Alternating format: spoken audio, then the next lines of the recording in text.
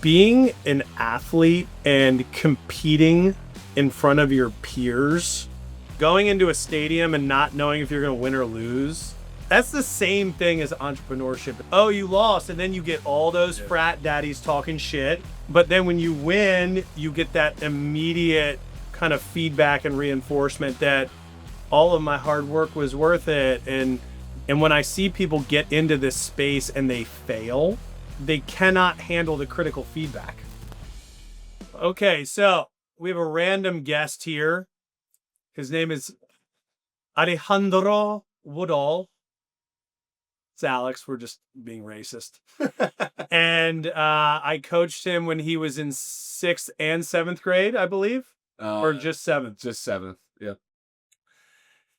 And then we stayed in touch with him. He went to Towson, where Brian and Matt went. We helped him a couple times while he was being elite, but then decided to not be elite for a while. So we got him back on track there, which was very funny. And then we launched Homegrown Brands, which is a brand accelerator. He was working at Cintas on that corporate grind, came to us and said, hey, I want to launch a Porta-John business. We said, we are not interested in that, and that's fucking stupid. And then he goes, I'm telling you, man, there's a lot of money in it. And so then we started talking about, did we want to get involved in the Porta-John business? What would it take to do that?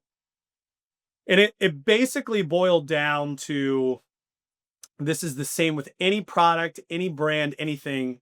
Can we make it special? Can we cut through the noise? Can we win, basically? So we worked backwards from what would it take to win?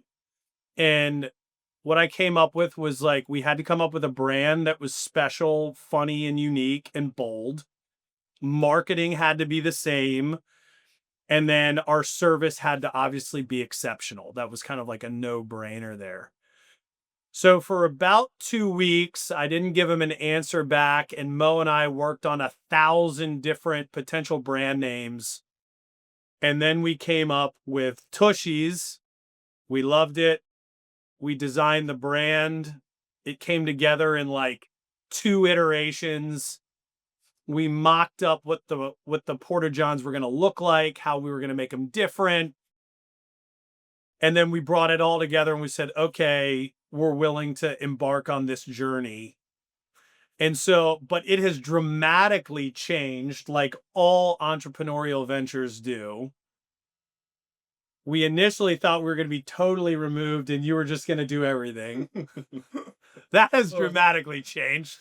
We are so fucking involved, it's shocking, but in a really good way, because all of our collective resources combined has turned it into an unbelievably fast-growing business with basically a blank check for growth in the future. And so why did you get me involved in this bullshit? Well, first I had called BV, Brian Vetter. I remember it perfectly. It was actually the first thing that I had called him about. Was I was in our sales office in Laurel, Maryland, and I was just motherfucking people in my office. I was so pissed, and I think I just called Brian. I was just like, I need to get out of this. Like, what should I do? And then he said I should start a lacrosse business. Right. And as much as I love lacrosse, I'm not a big fan of like coaching it that much anymore or doing anything along those lines. And so I went home and I was like, all right, so I starting a business, whatever it is. And the first idea was a vending machine business. Yeah. And then he called me retarded. But I still think it's a good idea. It is a good business in terms of what you wanted to do in terms of like scale and then potentially selling it. Yeah. It's not what you wanted it to be. Right. Because then you called me and we started going through, okay, what does this require? Should you do a snack business? Should you do this? Should you do Yeah. And I was there. Idea. Right. And I go, all right, man, well, let's just talk through this. this is what this takes. Yeah. How is it special? Yeah. How is it unique? How is it different? Why does anybody give a shit? Right. Why do they not? Etc. Yeah. And so then we landed on the Porta-John business. Well, yeah, I was at a concert in thought it was somewhere in Delaware where they did a Firefly concert. Pretty tuned up, and I went to go take a leak. And, it's 2 a.m. This field, and I see it's probably about 100 porta potties, and some guy cleaning them out, and I was just like, the light bulb went off. So that's how the conversation got started with that. So it was already gone, and then I remember coming to your house in the what space do you call that? Whatever space you call that. My office. Your office. It's not his office. It was right outside his office. And you guys were like, I guess you already done your research because Brian, I mentioned to you, and here we are. How hard was it right when it started? So looking back now, right when it started, I had so many resources, and it seemed very hard to me compared to what it is now in the thick of it, right? It's nothing. I remember like the first delivery I had to make because I still had my job at Cintas. I like called Matt and I was like, I can't fucking do this. Yeah. He's like, what do you mean? He's like, you just started. This is the first week of deliveries. Well, I can't do this. And I did it for a couple weeks, but also having a sales job where you have to perform and then have to perform for my business partners at the same time. That didn't last long where I had to balance 2 jobs or whatever. So quickly went full time with Toshi's. If you had to do it all over again, what would you change? In what sense? Like what anything. Doesn't, right? Because like life? You're just since you were 3, no, with this business specifically, I can tell you things I'd want you to change when you were in 7th grade, but I'm talking about business. I think just planning on how to work my way, working less in the business and more on the business.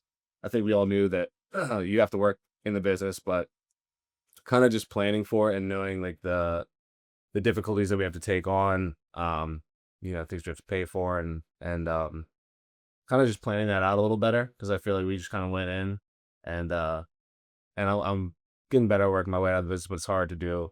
I want my service to be, I want to do everything. So I wish, or I don't wish, everything's done great. But maybe kind of just work better on that and plan better for that. Do you like entrepreneurship? And is it worth it? Not sure if it's worth it yet. Right. Not sure if it's worth it yet. I'm confident it will be.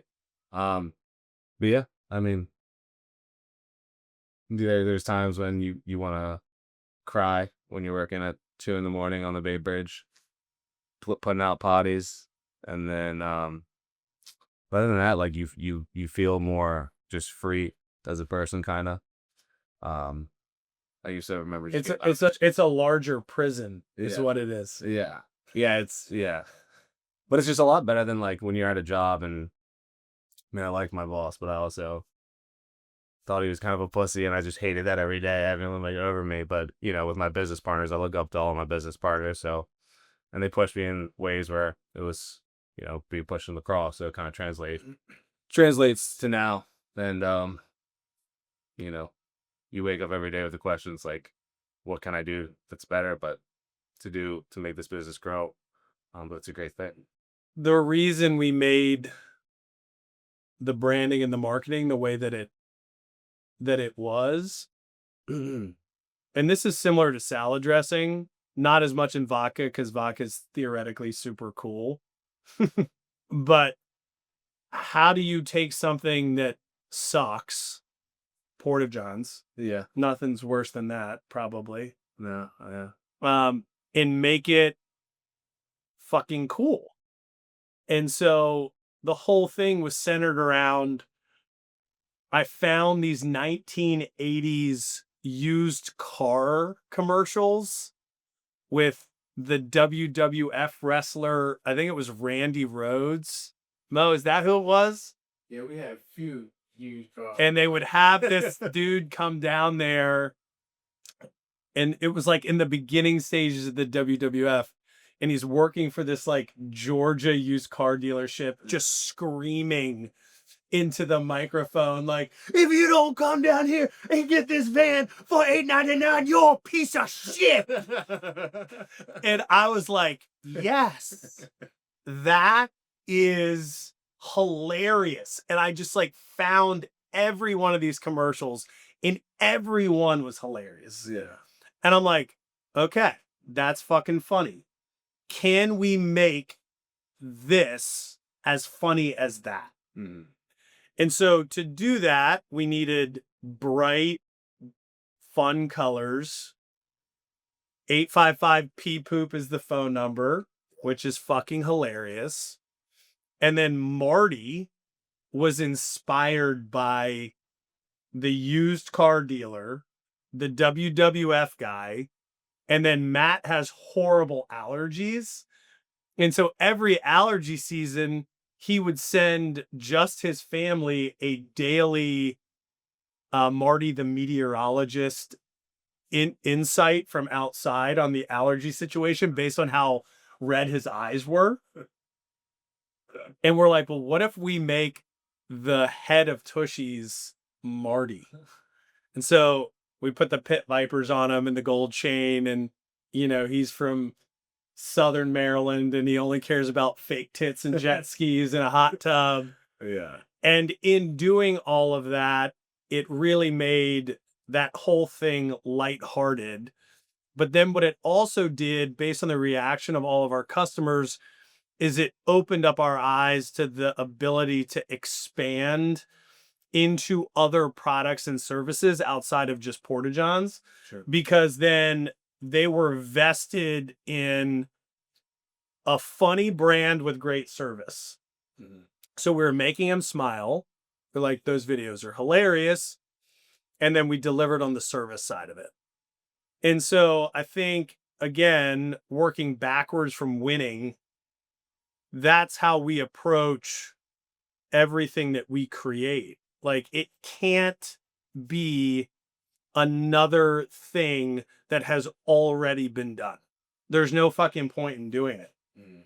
Right? Like, we can't go compete apples to apples with Got to Go. They have no marketing. It's sterile. And what, we're just going to compete on price and being an asshole? Right? Like, that's not fucking fun. That's not interesting. That's not cool. No one gives a shit. Yeah. We have people sending us selfies in front of our Porta-Johns.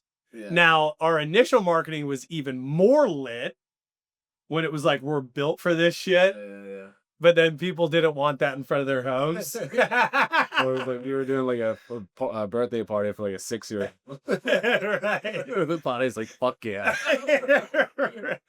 So we had to tone it down a little bit. But yeah, so now, I mean, we're doing major event groups kind of anywhere in the country, national home builders. We've launched wipes. We're going to continue to expand from a product perspective. Mm-hmm. I do think so much of like being successful, and I said this before you got on here, but it was like being an athlete and competing in front of your peers. Yeah. Right? Like going into a stadium and not knowing if you're going to win or lose, and then having to go face all of those people that night at the bar. Yeah. That's the same thing as entrepreneurship, in my opinion. That's very, I never thought about it that way. Right? Like, oh, you lost. And then you get all those frat daddies talking shit. Yeah. Right? Yeah, what's up, you fucking loser? And you're like, fuck, now I might have to beat this dude's ass.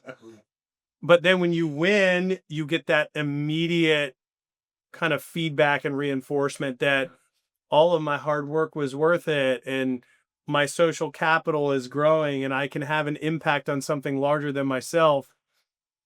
And when I see people get into this space and they fail, they cannot handle the critical feedback.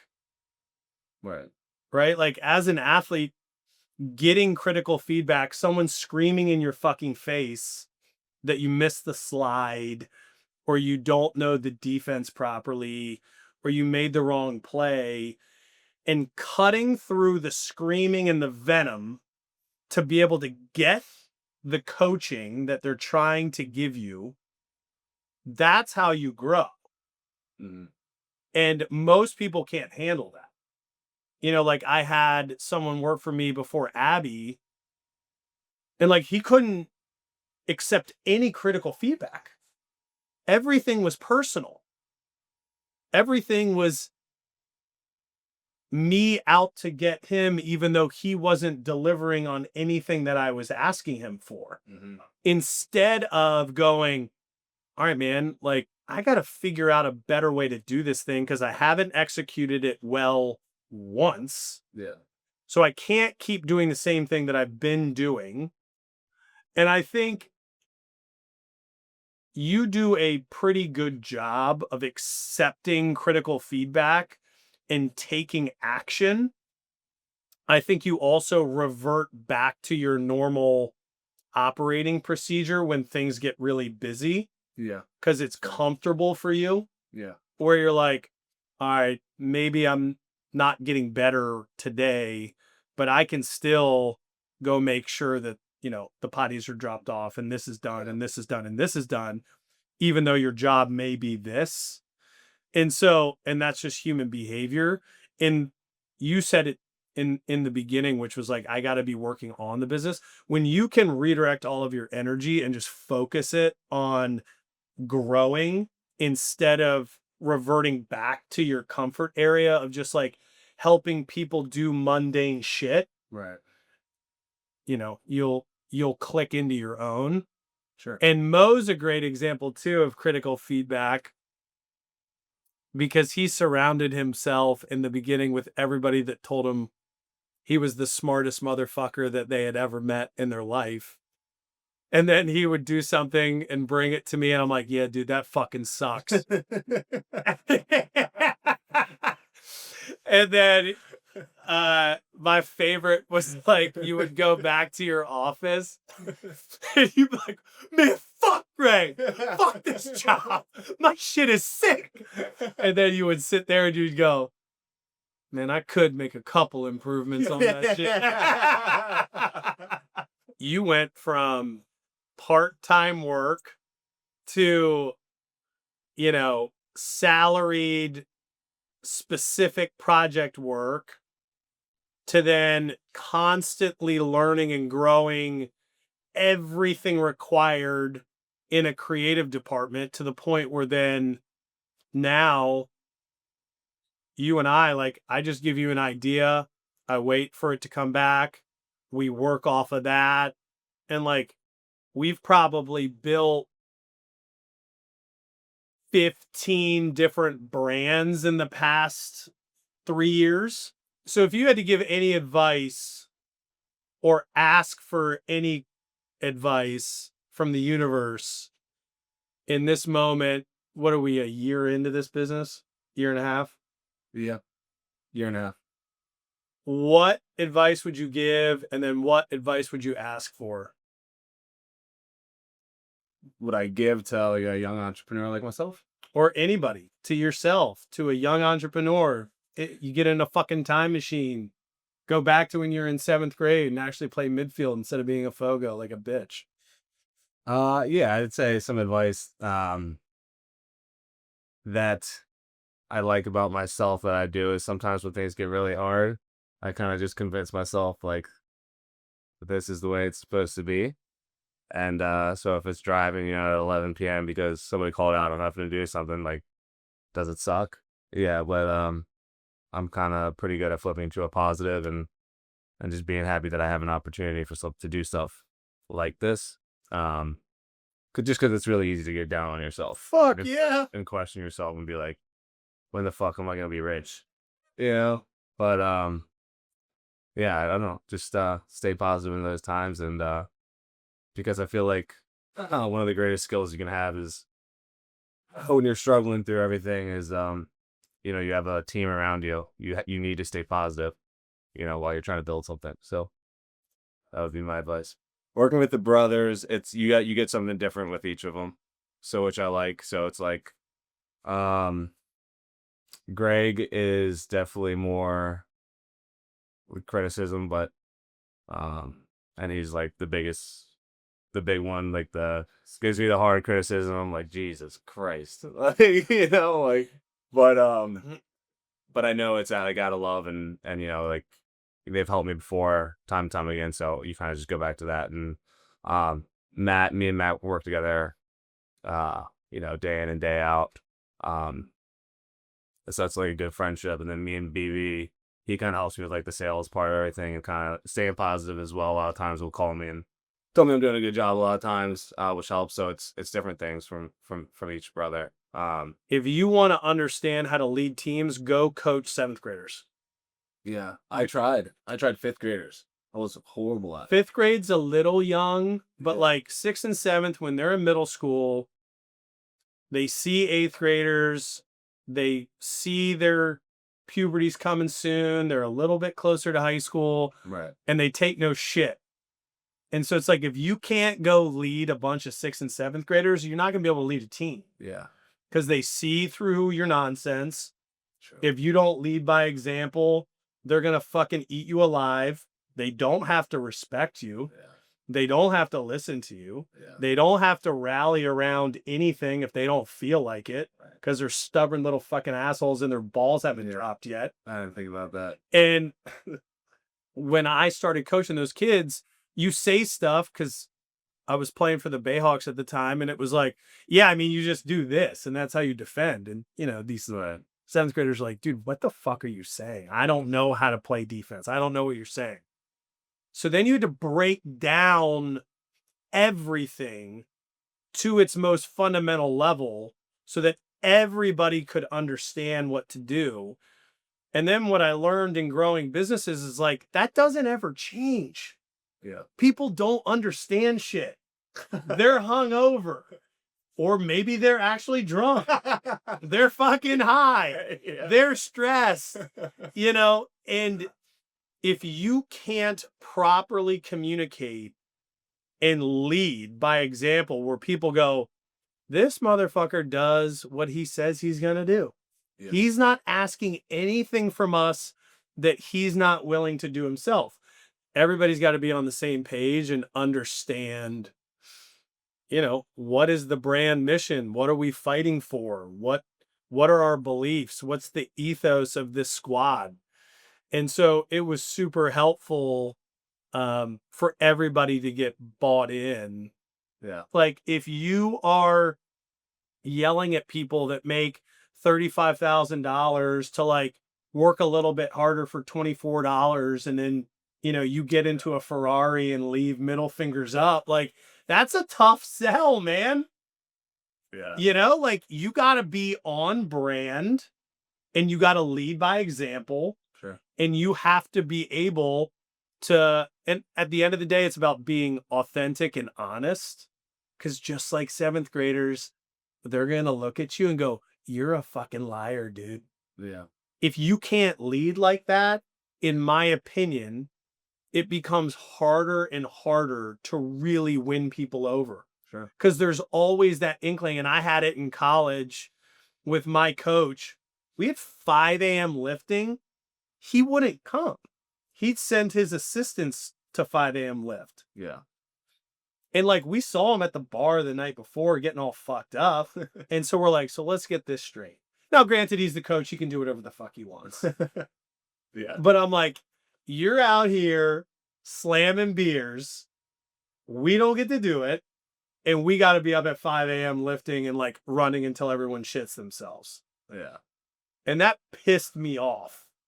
Because you're like, okay, yeah, you can tell me to go run 100 sprints. Let me see you run 3, you fat fuck.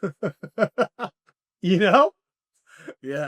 It's like, and again, tying this back to business and leadership, you better fucking practice what you preach. Yeah. That's my 2 cents on that. Extreme discipline to the details. It basically gets boiled down to a common standard of excellence So you let everybody know what's acceptable, what's not. What are the rules of engagement for this team and this culture? You could say, what are our core values? And then a hard line in the sand of not accepting anything that breaks those. So you have to have consequences to action. So once everybody understands kind of rules of engagement, core values, what our beliefs are, how we're going to operate within that team, if that gets broken in any way, there has to be immediate consequences to those actions. And then through that, everybody figures out basically what's acceptable and what's not. And then that builds on itself over time. And what happens with teams is the opposite of that. They'll have their rules of engagement, their beliefs, all that. And then they'll get a kid that scores 3 goals a game, but is a total piece of shit, doesn't try hard in sprints, is late, is whatever. And there's no consequences to those actions for breaking the belief system of the team. And then it begins to confuse all the other players because now they don't understand the scoreboard. Like, well, okay, so does this matter? Because he doesn't do it. And he gets away with it. So do I have to care like he doesn't care? So it's one of those things where how you do something is how you do everything. And then caring about the little things. And then you be a stubborn motherfucker on it. And that part's not easy. But I think everybody just wants to understand what are the rules of the game so that they can choose to be successful. Because if you don't know the rules of the game, then you can't really figure out a plan to be successful. Right? So if I say, hey man, if you miss one sprint, you're cut, and you miss a sprint and you're not cut, It's done.